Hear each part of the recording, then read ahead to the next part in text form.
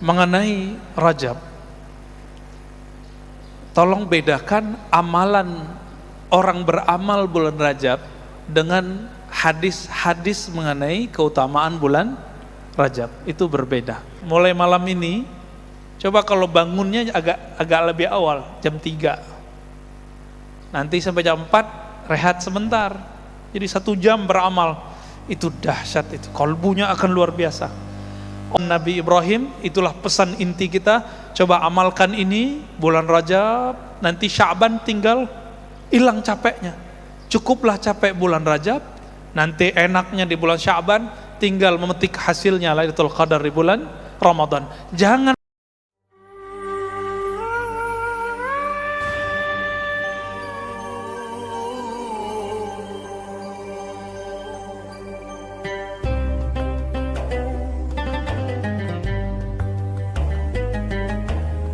nahmaduhu wa nasta'inuhu wa nastaghfiruh wa na'udzu billahi min shururi anfusina wa min sayyiati a'malina may yahdihillahu fala mudilla lahu wa may yudlilhu fala hadiya lahu. Ma ba'd. Allahumma bika asbahna wa bika amsayna wa bika nahya wa bika namut wa ilaika an-nushur.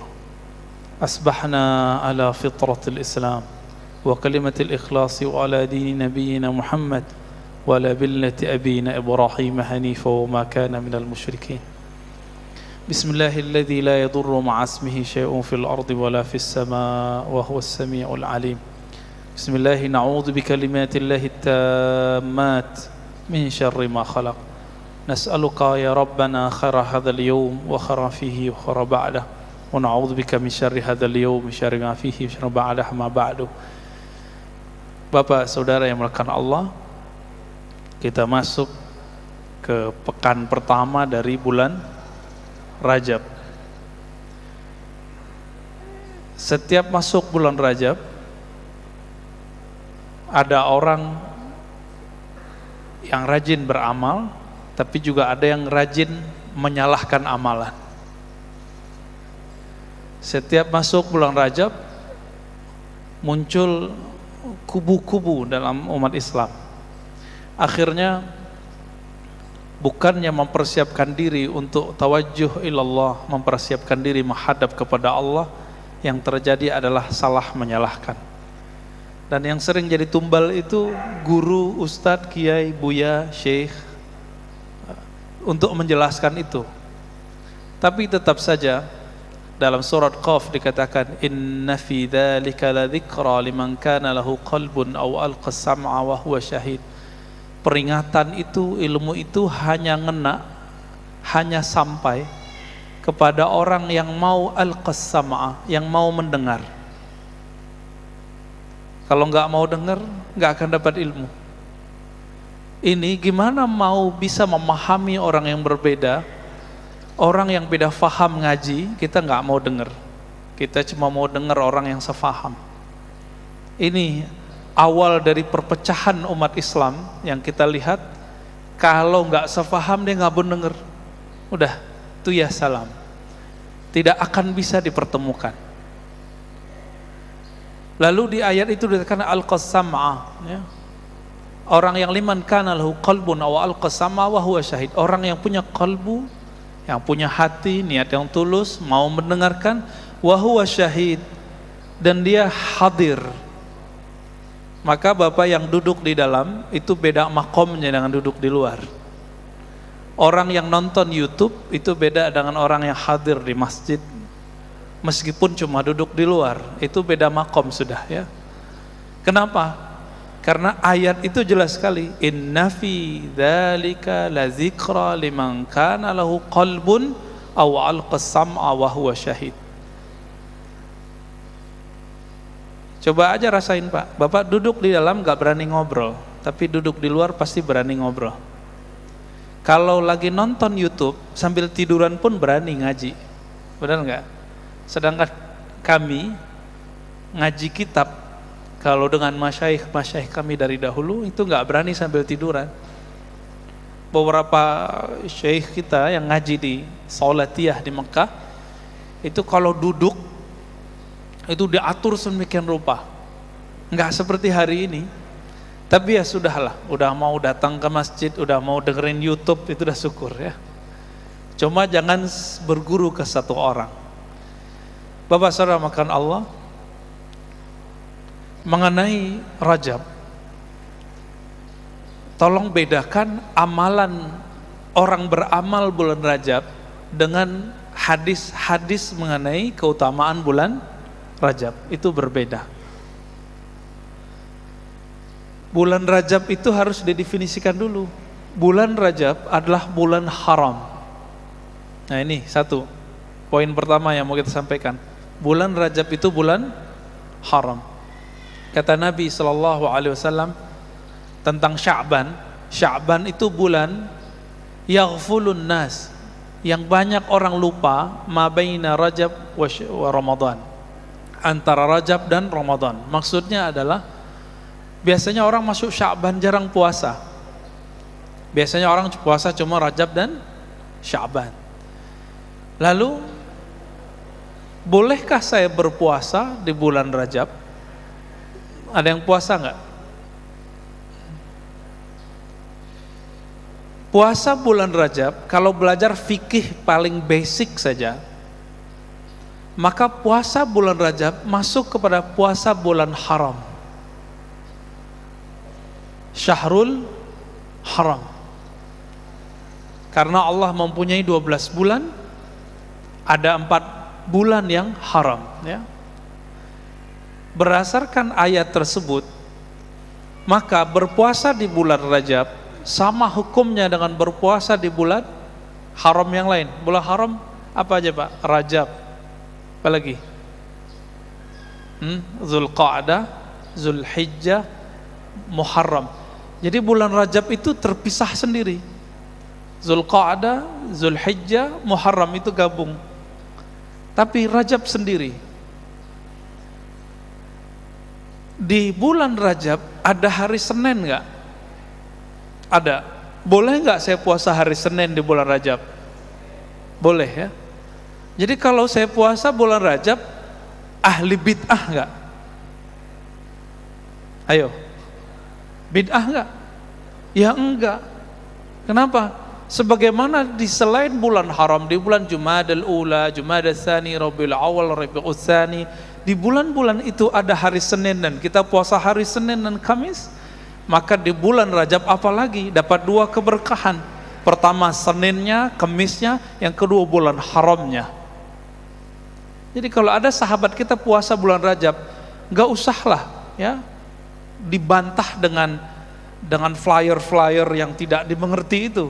Kan sekarang banyak ya puasa bulan Rajab bid'ah.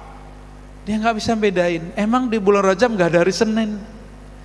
Emang di bulan Rajab nggak ada puasa bid? Apa di bulan Rajab tidak ada puasa 3 hari setiap bulan? Kata Abu Hurairah, Al-Sani Khalili, kekasihku Rasulullah, hadis sahih, mewasiatkan kepadaku untuk 3 hal. Duha 2 rakaat minimal, witir setiap malam sebelum tidur, dan yang terakhir berpuasa salasa ayyam min kulli syahr, 3 hari puasa setiap bulan. Itu enggak dilihat mau bulan apa saja. Maka Bapak saudara makan Allah, jika ada sahabat kita puasa di bulan Rajab, husnuzan aja. Tapi kita perlu luruskan, orang yang berpuasa di bulan Rajab karena hadis-hadis yang palsu dan dhaif, ini baru bermasalah.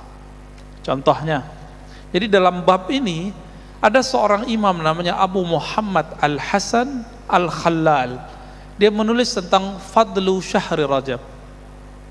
Itu ada beberapa hadis dan semua hadisnya dhaif, bahkan palsu. Itu memang terbukti. Contohnya ini, pernah dengar nggak hadis ini? Rajab syahrullah, Sya'ban syahri, wa Ramadan syahru ummati. Bulan Rajab itu bulannya Allah. Maka Rajab itu dianggap nama Allah oleh sebagian ulama. Sya'ban bulanku, sedangkan Ramadan bulan umatku. Ini hadis telah diteliti, hadis dhaif jiddan. Apa arti dhaif jiddan? Jadi hadis itu terbagi sahih, hasan, dhaif secara kualitas. Hadis ini paling bawah, sahih, dhaif. Dhaif itu banyak pembagiannya, tapi kalau kita pukul rata ada 3 juga. Dhaif biasa, dhaif jiddan, dhaif sekali, udah deket ke maudhu' palsu. Dan yang ketiga, maudhu', hadisnya palsu. Bapak saudara makan Allah, hadis ini dhaif jiddan, berarti udah semi palsu. Ada lagi hadisnya, misalnya gini, man shoma yauman min sya'ba min rajabah, siapa yang berpuasa 1 hari di bulan Rajab, lalu apa? Seakan-akan kana lahu ajru, bagi dia puasa 1000 sanah, 1000 tahun. Ini lebay enggak, Pak? Dan itu tertulis di kitab-kitab, tapi kitabnya bukan kitab ahli hadis. Kitab yang banyak menyebutkan ini judulnya Durratun Nasihin. Pernah dengar? Durratun Nasihin. Jadi ada kitab Riyadhus Shalihin itu pakai Tanbihul Ghafilin, bagus, tapi yang ini enggak bagus. Durratun Nasihin itu kumpulan dulu waktu kecil kami diajar oleh guru-guru kami, karena mereka bukan ahli hadis juga, ingin memotivasi orang awam, dicarilah kitab, dapatlah Durratun Nasihin. Ternyata kitabnya 70% lebih hadisnya bermasalah. Ada yang sahih betul, ya 10%-an lah ada yang sahih, hasan sebagiannya, sisanya 70%-an bermasalah. Dan tentang bulan Rajab, saya ingat di situ ada 2 bab. Dulu kami hampir hafal semua itu kitab. Hampir hafal isinya, maknanya kita hafal semua. Di situ disebutkan apa? Siapa yang puasa 1 hari bulan Rajab, maka Allah jadikan baginya pahala 1000 tahun. Cara cek amal-amal sunat yang hadisnya bermasalah itu gampang. Bahwa pahalanya melebihi Lailatul Qadar. Coba kita lihat Lailatul Qadar berapa utamanya? 1000 tahun. Ini kalau nggak ngerti hadis, pakai aja kaidah ini. Nggak ngaji hadis itu lama, Pak. Kami alhamdulillah Allah izinkan ngaji hadis kepada beberapa syekh, yang paling lama orang Indonesia. Jadi ada orang Indonesia pakar hadis. Guru kami Syekh Ali Mustafa Yaqub, imam besar Istiqlal yang lama. Sebelum imam besar yang sekarang, itu beliau imamnya. Beliau 9 tahun di Jawa, kemudian 9 tahun di Riyadh, Saudi, ngaji kepada ulama-ulama di Saudi. Dan berguru kepada ulama-ulama yang dahsyat-dahsyat lah ya. Mustafa Al-Azami, bin Baz, banyak. Dan terakhir beliau berguru kepada Syekh Hasan Hitu ya. Guru kami ini itu keras sekali dan sempat viral, tapi orang tidak paham viralnya ini. Beliau ingin menjelaskan bahwa puasa di bulan Rajab, semua hadisnya, hadis yang mana? Hadis tentang keutamaan-keutamaannya itu palsu dan dhaif. 2 aja. Kalau nggak palsu, maudhu, dhaif. Tapi tolong dibedakan. Kalau saya ingin berpuasa bulan Rajab, puasa Seninnya kah, puasa Bidnya, atau saya ingin puasa mutlak, itu boleh-boleh saja. Seperti boleh berpuasa di bulan yang lain. Tapi itu video kan dipotong, jadi nggak disebutkan bagian yang beliau membolehkannya. Bapak saudara makan Allah, kalau nggak ketemu, coba pakai kaidah ini. Apa kaidahnya? Jika ada amalan sunnah yang melebihi pahalanya pahala Lailatul Qadar, pastikan hadisnya dhaif atau palsu. 1 malam Lailatul Qadar sama dengan 1000 bulan. Ini 1 hari bulan Rajab sama dengan 1 tahun atau 1000 tahun? 1000 tahun, Pak. Ngalah-ngalahin Lailatul Qadar. Oleh karena itu hadis ini pasti palsu. Pasti palsu ya. Ada lagi puasa Rajabnya disebutkan dalam hadis ya juga Imam Khalal itu ya. Inna fil jannati nahran yuqalu lahu Rajab. di surga itu ada satu sungai bernama Rajab. Man shoma yawman min Rajaba saqahullah min dzalikal ma'. Siapa yang berpuasa satu hari dari bulan Rajab, Allah akan berikan dia air dari sungai Rajab. Kita udah cek Pak, ternyata nggak ada hadis sahih yang menyebutkan ada sungai namanya sungai Rajab. Di surga itu disebutkan bahwa ada sungai, tapi nggak disebutkan namanya Rajab kecuali hadis ini. Karena ini berkaitan dengan akidah, maka hadis ini tidak bisa diterima. Akidah mengenai apa? Akidah mengenai surga. Ada, ini baru tentang puasa ya. Yang ketiga mengenai sholat. Ini kita baru lewat malam Jumat pertama. Biasanya di beberapa pesantren, beberapa zawiyah zikir, orang mengamalkan namanya sholat raghaib. Apa arti raghaib? Sholat berharap dapat rahman Allah Ta'ala. Berapa rakaat? Ba'da maghrib sampai isya 12 rakaat. Setelah kita teliti hadisnya, ternyata sumber hadisnya kita dapatkan dari kitab Imam Salafus Saleh sebenarnya, Imam Abu Talib Al-Makki, judul kitabnya Qutul Qulub. Qutul Qulub itu artinya makanan qalbu. Lalu kitab itu, hadis yang ada di kitab itu dinukil kembali oleh Imam Abu Hamid Al-Ghazali dalam Ihya Ulumuddin. Maka dua imam ini termasuk imam yang rajin mengamalkan salat raghaib. Tapi hadis itu diteliti nanti oleh Imam Subki dan Imam Al-Iraqi. Apa hasilnya? Ternyata hadisnya palsu. Hadisnya apa? Palsu. Oleh karena itu, ahli hadis membid'ahkan salat raghaib, salat antara maghrib dan isya di awal Jumat pekan pertama bulan Rajab. Tapi Imam Abu Talib Al-Makki dan Imam Abu Hamid Al-Ghazali tetap melakukannya. Kenapa mereka tetap melakukannya? Karena mereka menemukan ulama salaf sebelum mereka mengamalkannya. Saya lama memikirkan ini bid'ah atau tidak? Bid'ah atau tidak? Ternyata kita lihat sejarahnya, ini panjang ini sejarahnya. Dulu ada namanya Imam Abu Muhammad Al-Maqdisi menulis kitab mengenai bid'ahnya salat raghaib. Akhirnya terjadi pecah ya di satu masjid di zaman Syekh Ibnu Taimiyah. Dia membubarkan orang lagi salat raghaib dan akhirnya nama Ibnu Taimiyah menjadi hancur. Tidak disukai di Damaskus saat itu. Kenapa? Syekh Ibnu Taimiyah meneliti sendiri sebagaimana Al-Maqdisi dan hasilnya sama, hadisnya palsu.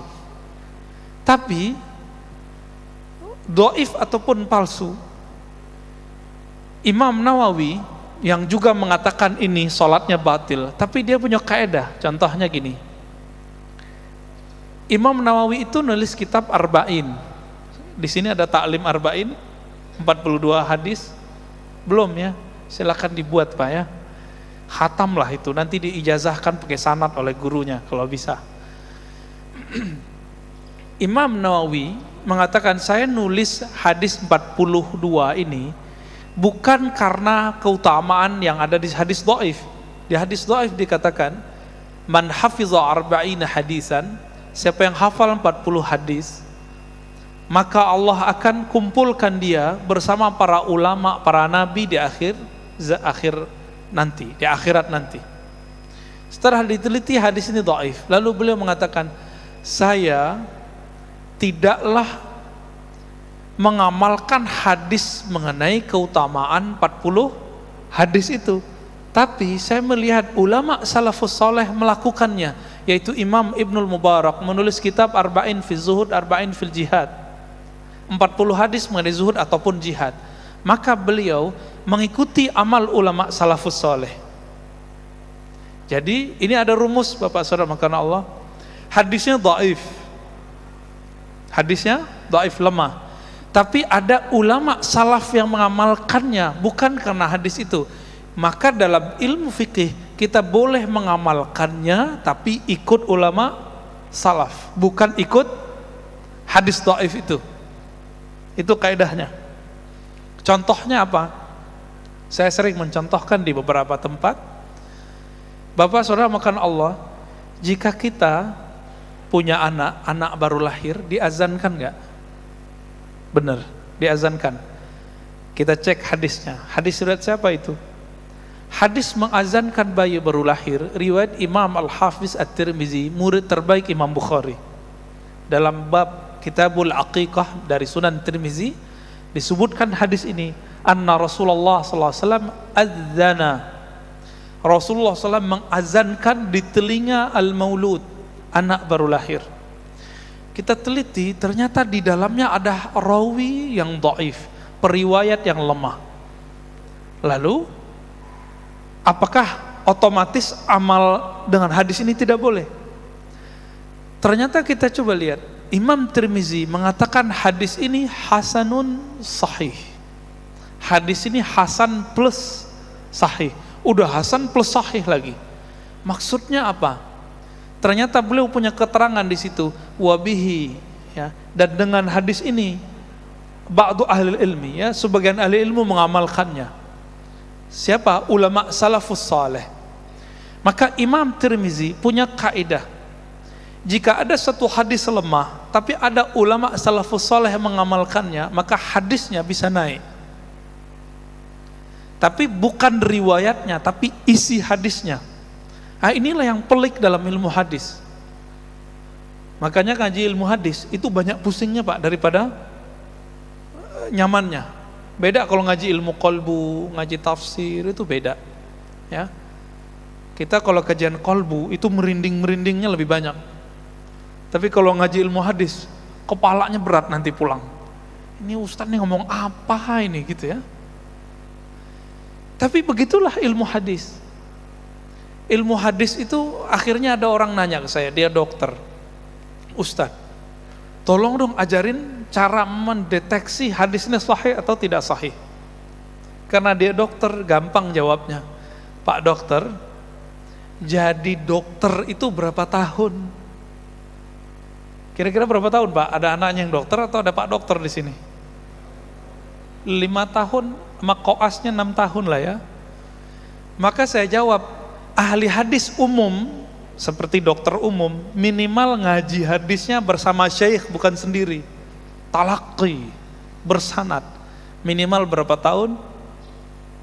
6 tahun itulah. Atau sekarang di ma'had kami, di tempat guru kami Syekh Ali Mustafa Yaqub, Allah yarham, sekarang dipegang oleh anaknya, ya, Ustaz Ziaul Haramain, masih muda, tamat Madinah, alim. Beliau dulu, ya, Syekh Ali Mustafa Yaqub merumuskan jadi 4 tahun. Bisa Pak. Tapi di India belum bisa. Di India masih 10 tahun. Maka di India itu ahli hadis itu terbagi 2. Ada ahli hadis bermazhab Hanafi atau Syafi'i, ada ahli hadis yang disebut Athari. Athari itu beda dengan Salafi. Tapi mirip dengan Salafi. Miripnya apa? Mereka tidak bermazhab. Bedanya dengan Salafi, Salafi anti mazhab, kalau mereka tidak anti mazhab. Kalau di Indonesia mirip Muhammadiyah. Muhammadiyah itu di Indonesia tidak anti mazhab, tapi tidak terikat oleh mazhab. Bedanya, tarjih Muhammadiyah tidak semuanya ahli hadis. Sedangkan kelompok Atsari di sana itu kebanyakan ahli hadis. Di antara imamnya ada Imam Al-Mubarakfuri, Syamsul Azim Abadi, ya, pensyarah Sunan Tirmizi dan Abu Daud. Mereka itu termasuk yang ngaji hadisnya lama. Maka di India Bapak Saudara makana Allah, kalau ngaji hadis, orang kalau sudah diijazahkan gurunya ngajar, dari dia umur 20-an sampai 70 umurnya, itu cuma ngajar 1 atau 2 kitab. Maka kalau mau cari penghafal Sahih Bukhari Muslim masih banyak di India. Jadi pusat kajian hadis bukan Saudi Pak, harus diketahui. Pusat kajian hadis sudah lebih dari 3 abad itu di India, Pakistan. Maka sanad ilmu hadis kita sebagian ke sana. 2007 sanad hadis pertama yang saya terima untuk Sahih Bukhari itu berasal dari Haidar Abad. Guru saya itu yang nguji disertasi Syekh Ali Mustafa Yaqub. Bapak saudara makan Allah. Jadi kalau pusing masalah kok hadis bisa diteliti, ya iya. Tapi cara menelitinya mirip kayak diagnosa dokter. Adapun yang diajarkan di kampus-kampus itu bukanlah menjadi dokter hadis. Di kampus-kampus hari ini hanya pakar teori-teori hadis. Bedakan. Di UIN, di Al-Azhar, bahkan di Madinah, di mana-mana hari ini kalau orang ngaji hadis itu cuma teori ilmu hadis. Kalau mau ngaji kitab hadisnya itu biasanya di ma'had-ma'had, di zawiyah-zawiyah, di tempat syekh-syekh. Oleh Kiai Ali Mustafa Yaqub dijadikan itu formal di Ma'had Darus Sunnah. Jadi kalau ada anaknya bagus bahasa Arabnya Pak, kuliahkan S1 di UIN sembari masuk ke Darus Sunnah. Bapak saudara makan Allah. Berdasarkan penjelasan ini, Imam Ibnu Hajar Al-Asqalani, beliau pensyarah Sahih Bukhari, mengatakan apa? Semua hadis keutamaan bulan Rajab itu cuma 2 jenis saja, dhaif, maudhu. Dhaif dan lemah. Tapi tolong dibedakan. Ada orang tadi ingin beramal di bulan Rajab karena ingin mengikuti tradisi ulama salaf, itu boleh. Nah, sekarang kita tinggalkan hadisnya dulu. Imam pakar hadis palsu namanya Ibnul Jauzi, dalam bab tentang Rajab dia punya kekhasan. Meskipun dia geli ngelihat hadis palsu, tapi dia kemudian tinggalkan hadis palsu, dia lihat amalan ulama salafus saleh. Dalam kitab At-Tabsirah beliau mengatakan, ulama-ulama salafus saleh terdahulu, salaf itu abad pertama, kedua, ketiga Hijriah, setiap kali masuk bulan Rajab maka mereka mempersiapkan diri untuk bulan Ramadan. Makanya meskipun hadis dhaif, maka itu dibaca. Apa hadisnya yang dibaca imam tadi? Allahumma barik lana fi Rajab wa Sya'ban wa ballighna Ramadan. Di riwayat lain wa barikna fi Ramadan. Ya Allah, berkahi kami di bulan Rajab dan Sya'ban, dan sampaikan kami ke Ramadan, berkahi kami di Ramadan. Hadis ini ittifaq, semua sepakat bahwa hadis dhaif, tapi orang beramal bukan karena hadis ini. Tapi ada ulama salafus saleh, disebutkan oleh Imam Ibnul Jauzi, beberapa ulama tabi'in membaca doa ini. Jadi bolehkah kita baca doa ini karena ikut ulama tabi'in? Boleh, bahkan dianjurkan. Jadi silakan Pak, diaminkan kalau imam baca ini. Gak usah berdiri langsung ya, aminkan aja itu. Kalau enggak duduk aja, walaupun kita duduk kita dapat berkahnya. Kita ini kan sering minta doa ke kiai, ke syekh, ke ustadz. Sekarang dapat doa gratis dari hafiz Quran yang duduk di depan. Mau enggak? Ya? Enggak mau. Susah-susah nyari kiai kemana-mana minta doa. Ternyata doa itu berlimpah di masjid ini. Dan saya suka sekali, ini masjid berapa jarak iqamat dengan azan? Itu keren Pak, bagus. Ini baru sesuai dengan fikih yang sahih. Jangan buru-buru, di sebagian masjid 7 menit. Wajar kalau kita lihat ke belakang cuma 3 shaf. Jadi begini nih benar. Kalau tambahin lagi sebenarnya boleh Pak. Ya.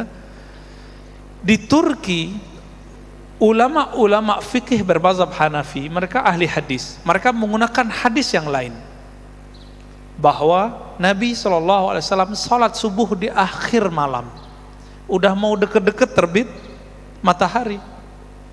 Maka kalau Bapak ke sana, kita salat subuh begini Pak di luar. Ya, burung-burungnya kayak tadi. Jadi suasana kayak di Masjid Ayyubiyah saya tadi ya. Jadi awal datang ke sini, ini kok kayak enggak di Jakarta ini ya. Enggak kayak di Tangerang juga ini. Kayak di mana? Kayak di Turki rasanya. Burung-burung, cuma hati-hati ini nya macam-macam ya. Bapak saudara makan Allah. Nah, ini salah satu sunnah yang boleh diamalkan. Apa kata ulama kita? Imam Ibnul Jauzi mengatakan, jika engkau ingin mendapatkan keberkahan, keberhasilan di malam Ramadan, Lailatul Qadar, maka mulailah menanam semangatmu, amalmu dari bulan Rajab. Kalau kita nanam padi, Nanam padi itu 3 bulan Pak, benar. Ditanam hari ini, setelah 1 bulan dia tumbuh, tapi juga tumbuh rumput bersamanya, maka kita bersihkan. Kata Imam Ibnul Jauzi, maka ulama salafus saleh dulu di bulan Rajab mereka mulai qiyamul lail, dicoba 11 rakaat, 20 rakaat setiap malam. Kadang kuat, kadang tidak, kadang kuat, kadang tidak. Dimasuk bulan Sya'ban, capeknya hilang. Jadi kalau udah masuk bulan Sya'ban, capeknya hilang. Apa yang harus dibersihkan? Kekurang-kurangannya dihilangkan. Ini yang disebut di bulan Sya'ban cukup merapikan apa yang sudah ditanam. Nanti di bulan Ramadan cukup memetik hasil. Karena kami punya rumus, Pak. Coba lihat Nabi Yunus, berapa lama beliau di dalam perut ikan? 40 hari. Apa yang dia baca? La ilaha illa anta subhanaka inni kuntu minaz zalimin. Dan disebutkan di Quran, kalau bukanlah Zunnun, Nabi Yunus itu minal musabbihin, dari orang yang banyak zikir, tentu dia akan terkubur di sana sampai kiamat. Maka jika ingin qalbu ini tidak mati, tidak terkubur, coba amalkan zikir ini, Pak. La ilaha illa anta subhanaka inni kuntu minaz zalimin. Amalkan terus sampai nanti bulan Sya'ban, 40 hari. Coba 10 hari pertama bulan Sya'ban ganti zikirnya. Terus setiap malam qiyamul lail. Karena Lailatul Qadar itu bukan terjadi begitu saja. Masa orang Lailatul Qadar cuma ingin dapat Lailatul Qadar malam 27 terus tidur di masjid? Sejak kapan orang tidur di masjid dapat Lailatul Qadar? Kita lihat orang pindah tidur, Pak, plok. Lailatul Qadar apaan? Nanti jam 2 bangun, Lailatul Qadarnya udah lewat, jam 12 udah lewat. Rata-rata rahasia-rahasia itu turunnya mulainya jam 12-an, tengah malam itu. Pas tengah malam itu, di situ banyak orang tertidur. Di saat tertidur itulah Allah lihat, Allah pandang kalbu yang masih hidup. Innallaha yanzuru ila qulubikum. Allah pandang kalbu yang hidup. Jadi coba, Pak, latihan mulai malam ini. Coba kalau bangunnya agak lebih awal, jam 3. Nanti sampai jam 4 rehat sebentar. Jadi 1 jam beramal. Itu dahsyat itu. Kalbunya akan luar biasa. Orang yang setiap hari jalan cepat setengah jam, jantungnya sehat. Benar gak? Maka disebut dengan senam jantung. Kenapa kalau dokter yang ngomong, ayo bapak ini punya masalah jantung nih, jalan cepat setiap hari setengah jam, kenapa patuh? Padahal tubuh ini bakal kita tinggalkan. Kenapa kalau dokter yang ngomong, buya yang ngomong, syekh yang ngomong, kiai yang ngomong, ustadz yang ngomong gak mau diamalkan? Apa masalah kalbu kita ini? Apa kata guru kita? Apa kata syekh kita? Apa kata nabi kita? Apa kata Allah Rabb kita? Wa minal lail fatahajjat bihi nafilatan lak. Sebagian malam maka bangunlah. Pengen jadi wali Allah enggak, Bapak Ibu saudara makan Allah? Pengen jadi wali Allah? Serius ingin jadi wali Allah? Bangun tahajud. Hanya itu maharnya, enggak ada lagi. Mahar jadi kekasih Allah di saat orang sibuk untuk memanjakan tubuh, dia sibuk memanjakan rohnya, kalbunya.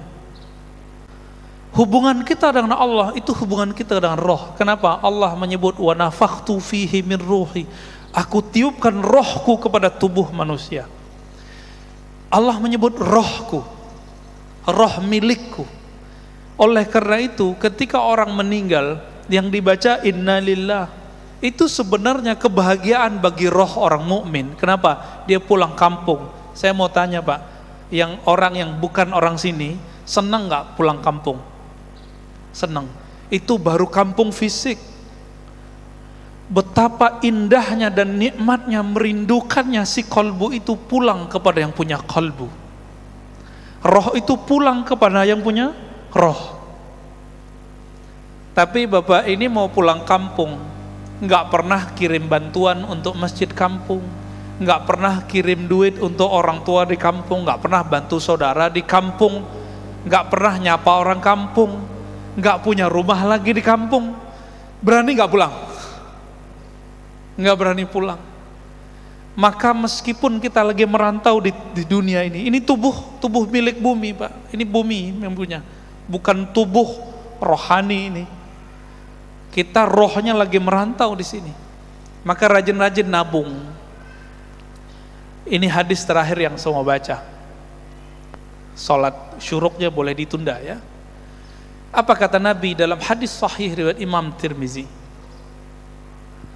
Laqitu Ibrahima lailatan usriyabi. Aku bertemu Nabiullah Ibrahim pada malam aku dimi'rajkan, diisrakan. Di mana itu? Di langit ketujuh. Jadi Nabi Muhammad ketemu Nabi Ibrahim di langit ketujuh, karena langit itu tempat tinggalnya roh-roh suci, bukan tempat Allah, tempat tinggalnya roh-roh suci. Hadis sahih Imam Bukhari. Di sini hadis riwayat Imam Tirmizi. Lalu Nabi Ibrahim mengatakan, ya Muhammad, ini kabar gembira buat kita. Ya Muhammad, aqri minni assalam ala ummatik. Tolong sampaikan salamku, rinduku, doaku untuk umatmu. Saya mau tanya Bapak Ibu, saudara-saudara, karena Allah, kita ini umat Nabi Muhammad bukan? Maka siapapun umat Nabi Muhammad, dia telah dapat salam ini. Itulah rahasianya kenapa kita harus berbalas. Dan akhirnya diabadikan salawatnya kita kepada Nabi Muhammad, itu disebutkan seperti salawat ke Nabi Ibrahim. Allahumma salli ala Muhammad wa ala ali Muhammad kama sallaita ala Ibrahim wa ala ali Ibrahim. Itu hadisnya. Boleh pakai Sayyidina, boleh tidak ya. Ya Allah, berikan salawat sayangmu kepada Nabi Muhammad sebagaimana engkau pernah tumpah ruahkan kepada Nabi Ibrahim. Itu rahasianya sebenarnya. Jadi kita dapat Pak, kita dapat salamnya. Siapa yang menjawab salam ini dengan kalbunya, maka insya Allah dia terbebas dari neraka. Kenapa? Salam dari Nabi-Nabi Allah, pasti selamat itu dunia akhirat. Lalu Nabi Ibrahim mengatakan, ini yang salam beliau itu ingin menyampaikan ini. Sampaikan kepada umatmu wahai Muhammad, inna fil jannah, sesungguhnya di surga itu ada air. Airnya sangat bening, tanahnya sangat subur.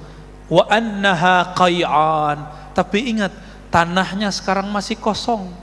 Subur tapi belum ada tanamannya, belum ada bangunannya.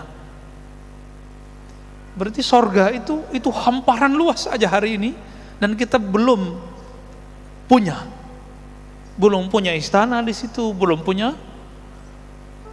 punya kapling-kapling di situ. Apa kata Nabi Ibrahim alaihi salatu wassalam?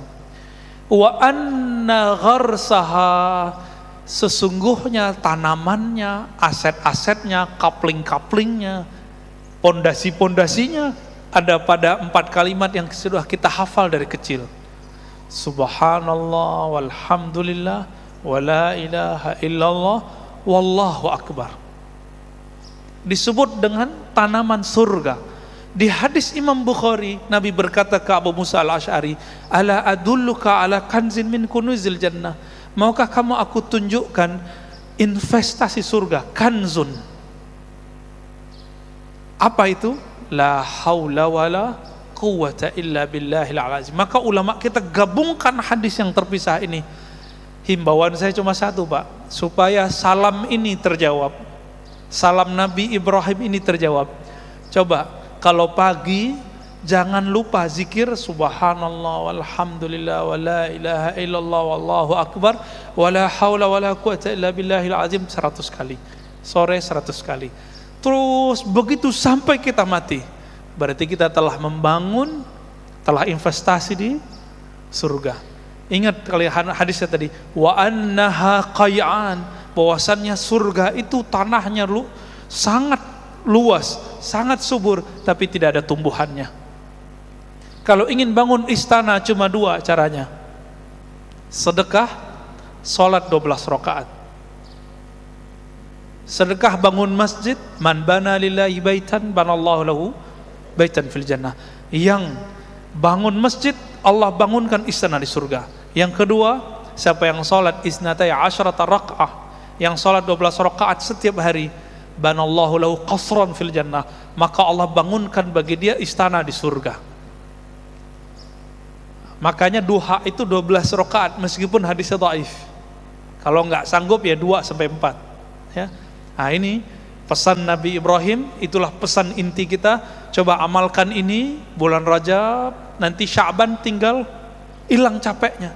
Cukuplah capek bulan Rajab, nanti enaknya di bulan Sya'ban tinggal memetik hasilnya Lailatul Qadar di bulan Ramadan. Jangan mulai di malam Ramadan. Enggak dapat Lailatul Qadar, Pak. Namanya Lailatul Naum dapatnya, malam penuh tidur. Baik, Bapak Saudara makan Allah, kira-kira itu. Semoga pertemuan ini Allah berkahi, Allah jadikan duduk kita duduk yang diridhai oleh Allah Ta'ala. Allah pandang kita dengan pandang ridhonya, pandangan rahmatnya, dan jadi orang yang menjawab salamnya Nabi Ibrahim. Mari bangun surga kita, mari investasi surga kita dengan subhanallah. Mari sama-sama kita tutup. Subhanallah walhamdulillah wala ilaha illallah wallahu akbar wala hawla wala quwata illa billahil azim. Kafara majlis. Subhanakallahumma wa bihamdika asyhadu an la ilaha illa anta astaghfiruka wa atubu ilaik. Assalamualaikum warahmatullahi wabarakatuh.